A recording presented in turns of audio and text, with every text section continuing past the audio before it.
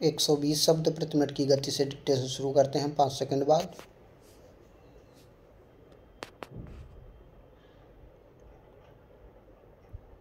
Start.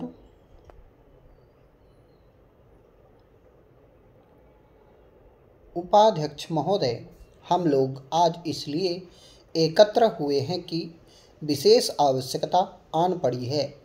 आप सारी स्थितियां और हाल की घटनाएं जानते हैं, फिर भी मैं आपको बताना चाहूँगा कि क्या हुआ है। यह भारत पर चीनी हमला है और यह किसी विशेष सीमावर्ती क्षेत्र में छेड़छाड़ से बहुत अधिक है।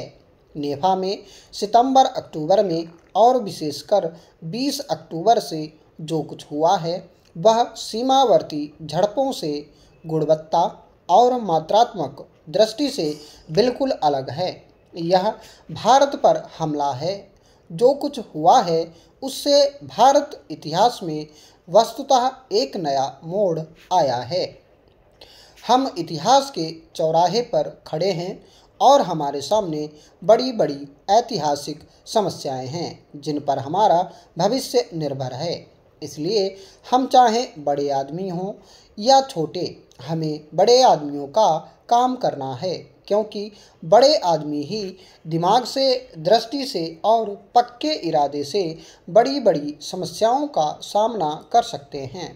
पहली बात जो मैं जोर देकर आपसे कहना चाहूँगा वह यह है कि आज जो कुछ हुआ है उसकी असाधारण प्रवृत्ति को समझें। इसने हमारे समूचे राष्ट्रीय दृष्टिकोण और इतिहास को बदल दिया है और बदलेगी। यदि हमें इसका समुचित सामना करना है, जो करने का हमारा पूरा इरादा है, तो यह हमें बड़े ढंग से सोचना होगा। हमें अपनी उन बहुत सी समस्याओं को भूल जाना होगा जो हमारे पीछे पड़ी रहती हैं और इस बड़ी समस्या को देखना होगा जो हम सबके सामने है। हो सकता है और कुछ संकेत हैं जिनसे पता चलता है कि ऐसा होगा कि बड़ी समस्याओं को हल करते समय हम स्वयं ही अपनी बहुत सी छोटी छोटी समस्याओं, विवादों, झगड़ों आदि को सुलझा लें।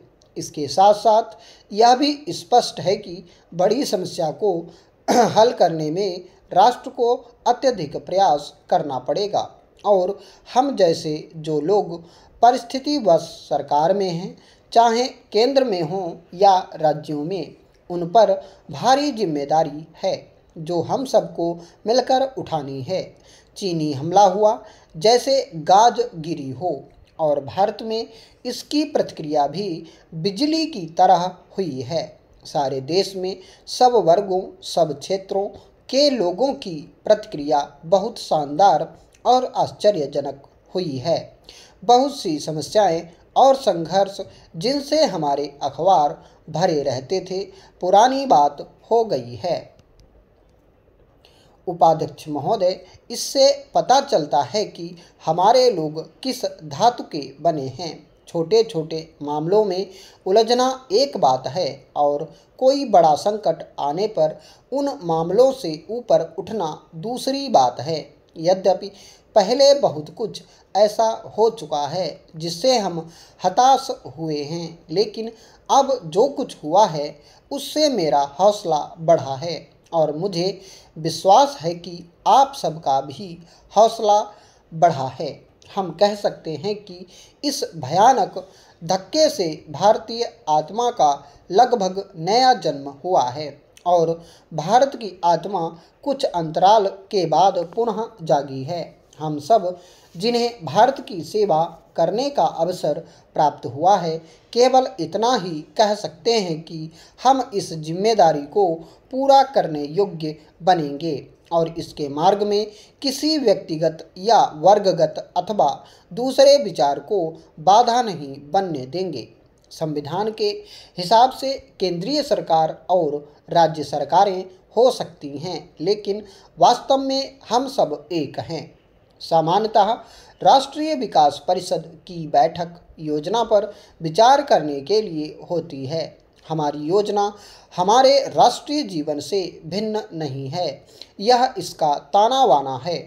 वर्तमान स्थितियों का हमारी योजना पर और उन आर्थिक तथा सामाजिक प्रक्रियाओं पर जो हो रही है क्या प्रभाव पड़ता है, हमें इस मामले पर विचार करना पड़ेगा। यद्यपि इस बैठक में हम ज़्यादा विस्तार से विचार नहीं करेंगे।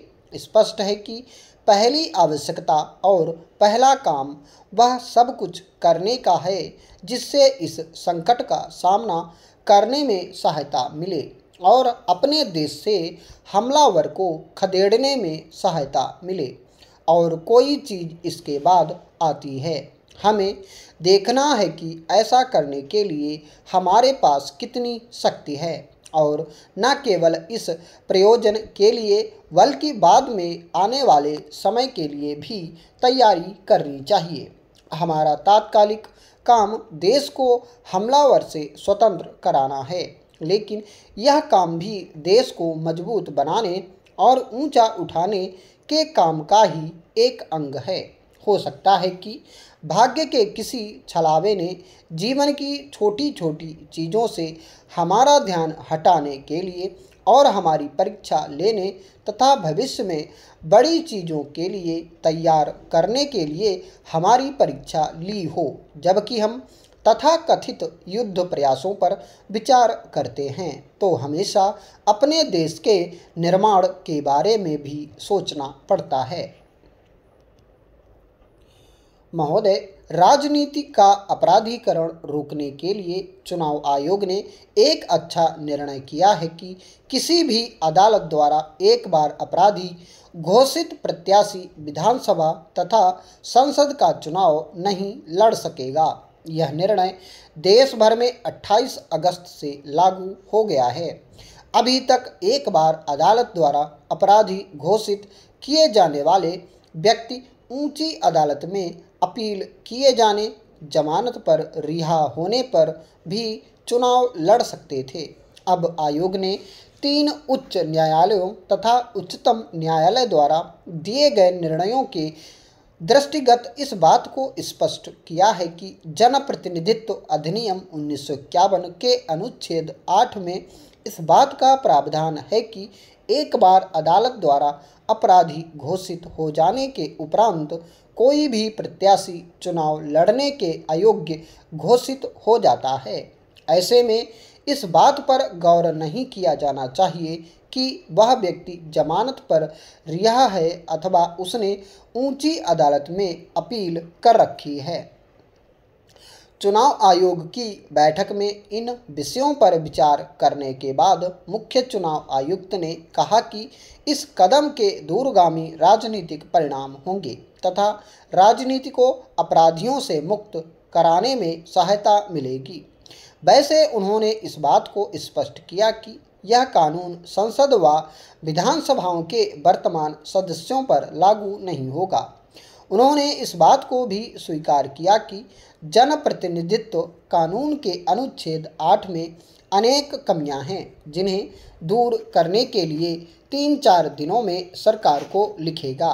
माननीय सदस्य ने संसद में बड़ी संख्या में अपराधियों के आ जाने को गंभीरता से लेते हुए कहा कि कानून तोड़ने वाला कानून बनाने वाला नहीं हो सकता। आयोग का यह निर्णय अगले वर्ष होने वाले 8 विधानसभाओं नागालैंड, त्रिपुरा, मिजोरम, हिमाचल प्रदेश, मेघालय, दिल्ली, मध्य प्रदेश, राजस्थान के चुनावों पर लागू होगा। चुनाव अधिकारियों को अब प्रत्याशियों के नामांकन पत्र स्वीकार करते समय इस बात को ध्यान में रखना होगा कि प्रत्याशी किसी अदालत से दंडित तो नहीं है या उस पर किसी अपराध में कोई मुकदमा तो नहीं चल रहा है।